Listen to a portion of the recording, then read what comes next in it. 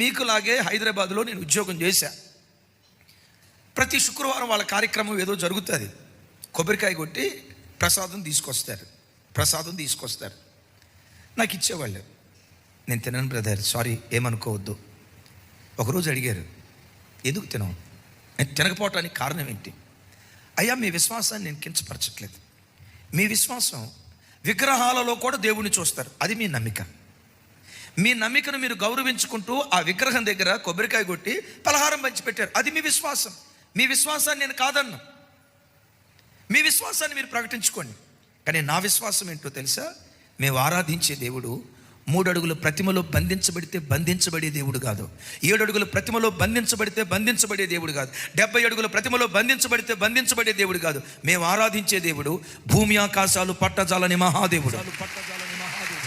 మా దేవుడు మాకు ఇచ్చిన ఆజ్ఞయ్య, ఆకాశం క్రింద భూమికి పైన ఏ రూపమును చేసుకొని దాన్ని మీరు పూజించొద్దు.